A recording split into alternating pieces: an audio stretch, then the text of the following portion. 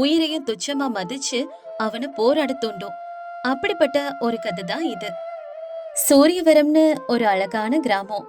அந்த ஊருக்கு பக்கத்திலேயே சந்திரவதி அப்படின்னு ஒரு ஆறு ஓடிட்டு இருந்துச்சு. ஆனா கொஞ்ச காலத்துக்கு அப்புறம் அந்த ஆறு ஊருக்குள்ள நுழைய ஆரம்பிச்சது. அதனால எப்ப வேணாலும் ஊர் மொத்தமும் தண்ணிக்குள்ள மூழ்கிடும்னு அந்த ஊர் மக்களுக்கு வேற வழி இல்லாம உடைமைகள் எடுத்துக்கிட்டு ஊரை விட்டு பாதுகாப்பான இடத்துக்கு போயிட்டாங்க. ஆனா ராமையா, ஜானகம்மா, சோமையா, சுசிலாமா, சந்திரையா, சந்திரம்மா இவங்க 3 குடும்பம் மட்டும் எங்கேயும் போகாம அந்த ஊர்லயே படகுகளையே வீடா மாட்டி தங்கிட்டாங்க. இப்ப ராமையா ஜானகம்மா கிட்ட இப்படி சொல்றாரு.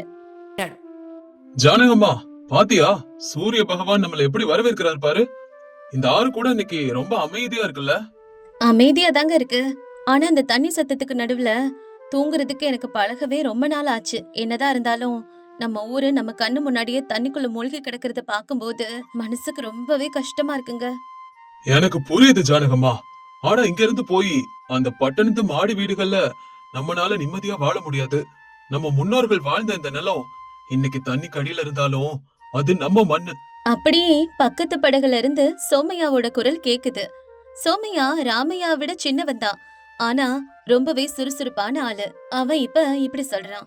ராமையா அண்ணன், இன்னைக்கு ஆத்தோட மறுபக்கத்துல மீன் அதிகமா இருக்கான். சந்திரையாவையும் கூப்பிடுங்க அண்ணன், நம்ம போய் மீன் புடிச்சிட்டு வந்துருவோம். ஓ அப்படியா? இதோ கூப்பிடுற சோமையா. சந்திரையா, சந்திரையா, இன்னும் தூக்கமா? சீக்கிரமா எந்திரிச்சு வா, மீன் பிடிக்க போகணும். சந்திரையா அப்போ மெதுவா தன்னோட படகு வீட்டுல இருந்து வெளியே வர்றான். அண்ணே, நான் எப்பவோ எந்திரிச்சிட்டேன். ஆனா சந்திரம்மா இன்னும் சமையல முடிக்கல. சாப்பிட்டு கிளம்பலான்னு பாக்குறேன். பருப்பெல்லாம் வேக ரொம்ப லேட் ஆகுது. இந்த படகுல அடுப்பு எரிக்கிறது சாதாரண விஷயமா? இந்த ஈரப்பதத்துல அடுப்பு அணைச்சு போகாம இருக்க கஷ்டப்பட வேண்டியது இருக்கு. இத கேக்குற சுசிலாமா இப்படி சொல்றா. ஆமா சந்திரமாக்கா, நீங்க சொல்றது சரிதான். எங்க வீட்டுல இருந்தப்ப பெரிய விறகடுப்புல நிமிஷத்துல சமைச்சு முடிச்சிருவோம். இப்ப இந்த படகுல உசிறு கையில புடிச்சிட்டு சமைக்க வேண்டியதா இருக்கு. தங்கச்சிங்களா, வருத்தப்படாதீங்க. நமக்கு நிழல் கொடுத்து வீடு போனாலும் இந்த ஆற்று தாய் நமக்கு துணையா இருக்கா. இன்னைக்கு நான் புளிக்குழம்பு வச்சிருக்கேன். எல்லாரும் ஒன்னா சேர்ந்து சாப்பிட்டுட்டு அப்புறமா இவங்கள மீன் பிடிக்க அனுப்புவோம். அந்த ஆத்தோட நடுவுல அந்த 3 படகு வீடுகளும் பார்க்க ஒரு சின்ன கிராமம் மாதிரியே இருந்துச்சு. ஒவ்வொரு குடும்பத்துக்கும் 2 படகு. ஒன்னு தங்குறதுக்கு, இன்னொன்னு மீன் பிடிக்கிறதுக்கு. பெண்கள் வீட்டை பாத்துக்க, ஆண்கள் மீன் பிடிக்க போனாங்க. மீன் பிடிச்சிட்டு இருந்தப்போ சோமையா இப்படி சொல்றான். பாத்தீங்களா அண்ணே, அந்த தூரத்துல தெரியுற கோவில் கோபுரம் மட்டும் இன்னும் தண்ணிக்கு மேல தெரியுது. நம்ம ஊரோட ஞாபகமா அது மட்டும்தான் அண்ணன் பாக்கி. ஆமா சோமையா, அந்த திருவிழா நாட்களை எல்லாம் யாரால மறக்க முடியும்? ஆமா அண்ணே, நம்ம ஊர் மக்கள் எல்லாம் போனது தவறுன்னு தோணுது.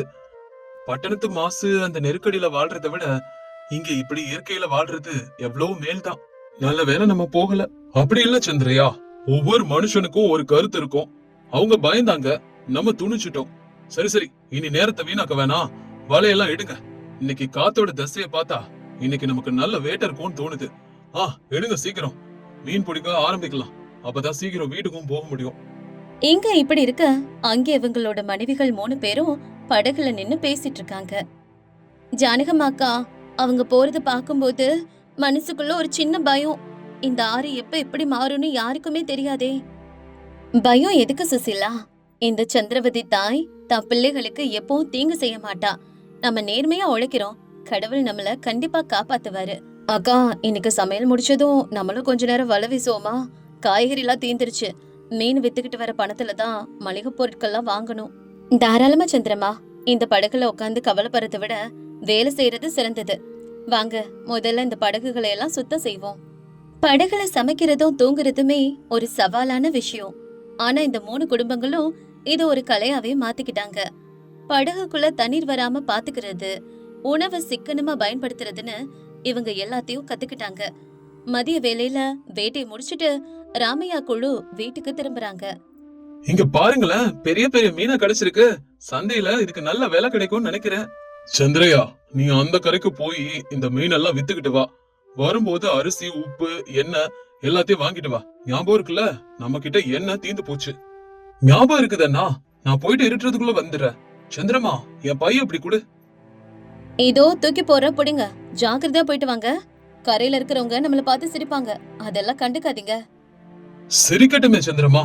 சொந்த மண்ணை விட்டுட்டு ஓடினவங்களுக்கு அந்த மண்ணுக்காக போராடுறவங்களோட மதிப்பு என்ன தெரிய போகுது?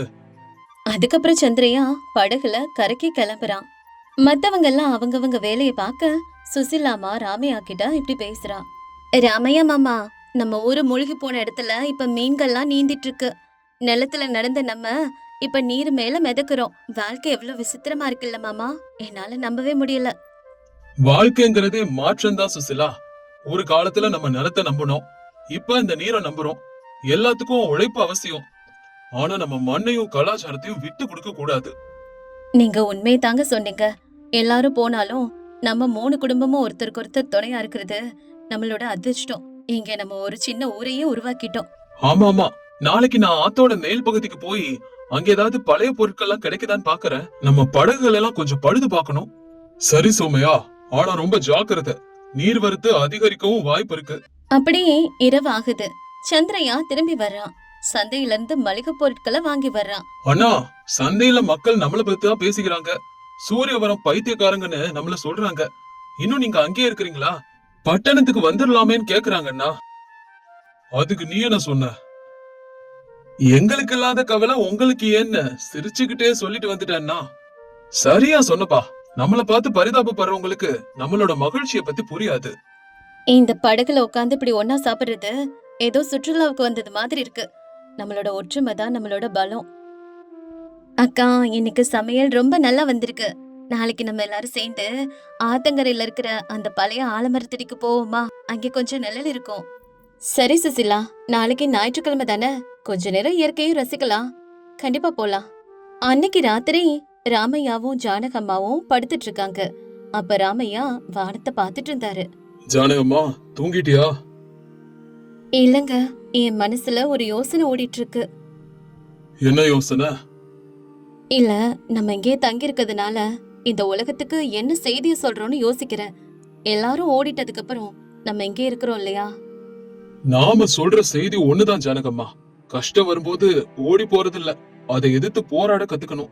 நம்ம வீடு போயிருக்கலாம், ஆனா நம்மளோட அடையாளம் போகல. இந்த படகுகள் தான் நம்ம போராட்டத்தோட அடையாளம். அடுத்த நாள் காலையில எல்லாரும் சொன்னது போலவே அந்த பழைய ஆலமரத்தடிக்கு போறாங்க. அந்த மரம் பாதி நீர்ல மூழ்கி இருந்தாலும் இன்னும் பசுமையாவே இருந்துச்சு. பாத்தீங்களா அண்ணா, இந்த மரமும் நம்மள போலதான் இருக்கு. வேர்கள் நீர்ல இருந்தாலும் தலைய தூக்கி காத்த சுவாசிக்குது. உண்மைதான் சந்திரையா, உயிர் இருக்க வரைக்கும் போராடணும்னு இந்த மரம் நம்மளுக்கு கத்து கொடுக்குது. நாம கொண்டு வந்த சாப்பாட இங்க சாப்பிடலாம். இந்த மரத்தோட நிழல்ல இருந்தா நமக்கு பழைய நாட்கள்லாம் நினைவுக்கு வரும். ஆமாமா, சின்ன வயசுல நம்ம எல்லாரும் இங்கதானே விளையாடணும். இப்படி இந்த 3 பெண்களும் பேசிட்டு இருக்க ஆண்கள் படகுகளை பழுது பாக்குறாங்க. அப்ப அந்த பக்கம் ஒரு பெரிய கப்பல் வருது. அந்த கப்பல் இருந்தவங்க இவங்கள பார்த்து ஆச்சரியப்படுறாங்க. மக்களே, உங்களுக்கு எதுவும் பிரச்சனை இல்லையே? இந்த தண்ணி மேல எப்படி வாழ்றீங்க? ஆபத்து இல்லையா? ஆபத்து இல்லாத இடம் எங்கெங்க இருக்கு? பட்டினத்து மாடிகள் இருந்தாலும் ஏதோ ஒரு பயம் இருக்கும். இங்க எங்களுக்கு இந்த ஆற்று தாய் துணையா இருக்கிறா. நாங்க எல்லாரும் சந்தோஷமா தான் இருக்கிறோம். உங்க எல்லாரோட தைரியத்துக்கு என்னோட வணக்கங்கள். சரி, உங்களுக்கெல்லாம் ஏதாவது உதவி வேணுமா? ரொம்ப நன்றிங்க. எங்களோட உழைப்பு மேல எங்களுக்கு நம்பிக்கை இருக்கு. உதவியை விட உதவி செய்யணும்னு நினைச்ச உங்க எண்ணமே எங்களுக்கு போதுங்க. ரொம்ப ரொம்ப நன்றிங்க. நாங்க நல்லபடியா தாங்க இருக்கோம். நீங்க போயிட்டு வாங்க. சரிங்க, உங்களை பார்த்தா எனக்கு ரொம்ப ஆச்சரியமா இருக்கு. உங்கள மாதிரி சில பேர் இருக்கிறதுனாலதான் இன்னும் இந்த மண் மேல நம்பிக்கை வருது. நீங்க இப்படி சொல்றத கேட்கும் போது எங்களுக்குமே ரொம்ப சந்தோஷமா இருக்குங்க. சரி, பத்திரமா போயிட்டு வாங்க. அதுக்கப்புறம் அந்த கப்பல் அங்கிருந்து கிளம்புது. இவங்க 3 குடும்பமும் இந்த ஆற்றோட தான் இருக்காங்க. நாட்கள் போக போக அவங்களோட மன உறுதி அதிகமாகுது. இப்படி இருக்கும்போது ஒரு நாள் பள்ளத்த மழை பெய்ய தொடங்குது. நீரோட்டமும் அதிகமாயிட்டே போகுது. அப்ப இவங்க இப்படி பேசிக்கிறாங்க. ஆனா மழை பயங்கரமா வருது. படகுகள்லாம் கட்டுப்பாட்டு இழக்கிற மாதிரி இருக்கு. என்ன செய்யறது போ? பதட்டப்படாத சோமையா. எல்லாரும் உங்களோட படகு கயிற அந்த ஆலமரத்துல பலமா கட்டுங்க. நாம எல்லாரும் ஒரே படகுல இருக்கிறது தான் நல்லது. ஜானகம்மா, சுசிலா, எல்லாரும் எங்க படகுக்கு வாங்க. காற்றோட வந்த பெரும் மழை பாதிப்பை ஏற்படுத்திருச்சு. ஆறு உக்கிரமடைச்சது. ஆனா அந்த 3 குடும்பமும் ஒருத்தருக்கு ஒருத்தர் கைகளை புடிச்சுக்கிட்டு தைரியமா நின்னாங்க. இறைவா, எங்களோட பாதுகாப்பு உன்கிட்டதான் இருக்கு.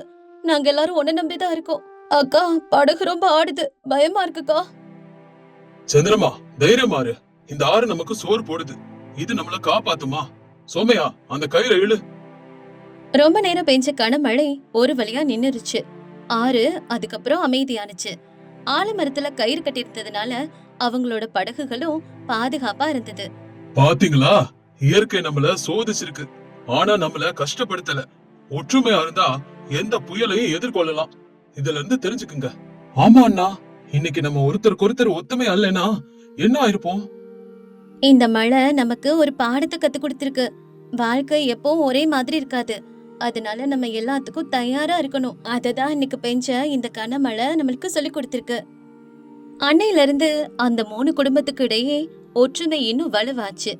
படகு வாழ்க்கை அவங்களுக்கு ஒரு பாரமாவே தெரியல. அது ஒரு கௌரவமா மாறி போயிடுச்சு. ஊரு தண்ணீருக்கு அடியில இருந்தாலும் தங்களோட கலாச்சாரத்தை படகுலயே அவங்க வாழ வச்சாங்க. வாழ்க்கையில கஷ்டங்கள் வர்றது சகஜம். சூழ்நிலைகள் மாறும்போது பயந்து ஓடுறதை விட இருக்கிற வசதிகளை வச்சுக்கிட்டே புதிய வாழ்க்கை அமைச்சுக்கிறது நல்லது. இந்த 3 குடும்பங்களும் இதத்தான் நிரூபிச்சிருக்காங்க. வீடுங்கிறது வெறும் சுவர்களும் கூரையும் இல்ல. வீடுங்கிறது நம்ம மனசுல இருக்கிற பாசமும் ஒற்றுமையும் தான். சூரியவரம் கிராமத்துல இருக்க இந்த 3 குடும்பங்களோட படகு பயணம் அடுத்த தலைமுறைக்கு ஒரு சிறந்த முன்மாதிரினே சொல்லலாம்.